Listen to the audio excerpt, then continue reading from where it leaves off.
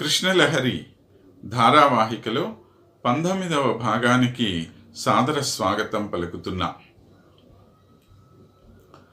కొంతమంది మనల్ని ప్రశ్నించవచ్చు, ఏమండి ఏమిటి ప్రతి నిమిషము కృష్ణ కృష్ణ కృష్ణ అని చెప్పి అంటూ ఉంటారే, ఏమి కృష్ణుడిని తప్ప ఇతర దేవతల్ని మనం ఆరాధన చేయకూడదా? కృష్ణుణ్ణి మాత్రమే ఆరాధించాలి అని ఏమిటి? ఇలా రకరకాలైనటువంటి ప్రశ్నలు ఉదయించవచ్చు.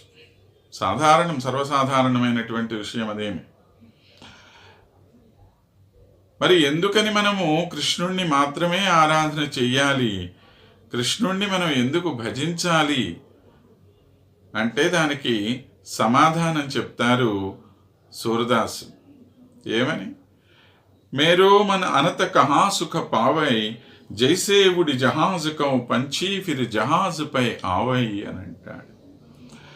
అయ్యా, ఈ మనస్సుకి ఎక్కడా కూడాను సుఖం అనేటువంటిది లేదు, దీనికి వేరే గతి లేదు సుఖం సంగతి తర్వాత.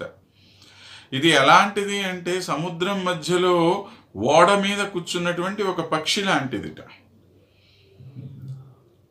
సముద్రం మధ్యలో ఓడ పోతుంటే పక్షి దాని మీద కూర్చొని ఉందండి.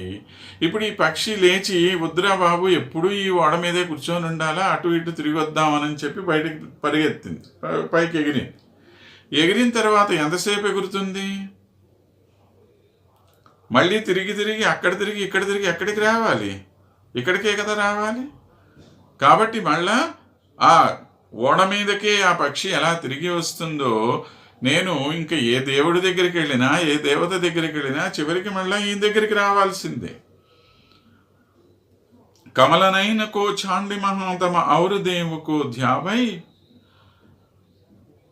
మహానుభావుడైనటువంటి వాడు, పురుషోత్తముడైనటువంటి ఆ కమలనాథుడైనటువంటి కృష్ణుణ్ణి వదిలేసి నేను ఇంకొక దేవతని ఎందుకు ఆరాధన చెయ్యాలండి అని అడుగుతాడు ఆయన.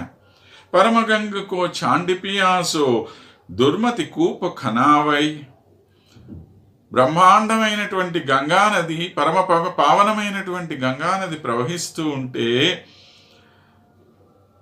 పక్కనకు పోయి ఒక గుంట తవ్వుకొని గుంటలో నీళ్లు తాగాల్సినటువంటి అవసరం నాకేంటి? జిన్ మధుకర అంబుజర చాఖ్యో క్యోంకరీల ఫల ఖావై, చక్కగా ఒక పద్మం మీద వాలినటువంటి తుమ్మెద, దానిలో ఉండేటువంటి చక్కని మకరందాన్ని గ్రోలినటువంటిదై పక్కన ఉండేటువంటి ఒక కాకరకాయ పువ్వు మీద వాలి దానిలో మకరందం తీసుకునే ప్రయత్నం చేయాలనా? కాకరకాయ పువ్వులో ఎక్కువ మకరందం ఉంటుందా, లేకపోతే పద్మంలో ఎక్కువ మకరందం దొరుకుతుందా? నేను అడిగినవన్నీ ఇవ్వగలిగినటువంటి వాడు ఈయన. ఏదో ఒకటో రెండో ఇచ్చేవాళ్ళు ఇంకెవరన్నా ఉంటే ఉండవచ్చును కాక. సూరదాస ప్రభు కామధేను తజి చేరీ కౌను దుహావై, అద్భుతమైనటువంటి పాలిచ్చేటువంటి కామధేనువు నా దగ్గర ఉంటే పక్కన ఎక్కడో మేకపిల్ల దగ్గరికి పోయి దాని పాలు పితికాలి అనేటువంటి ప్రయత్నం చేయటం ఏంటండి బాబు అంటాడు ఆయన. కాబట్టి సామర్థ్యం కలిగినటువంటి వాడు శ్రీకృష్ణుడు.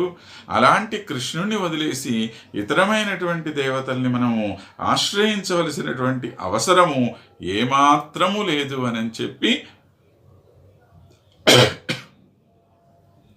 దాన్ని మరింతగా కాస్త స్పష్టంగా మనకి లీలాశుకుల వారు తెలియచేస్తున్నారు. తత్కైశోరం తచ్చ వక్రారవిందం తత్కారుణ్యం తే చ లీలాకటాక్షాః తత్సౌందర్యం సా చ మందస్మితశ్రీః సత్యం సత్యం దుర్లభం దైవతేషు.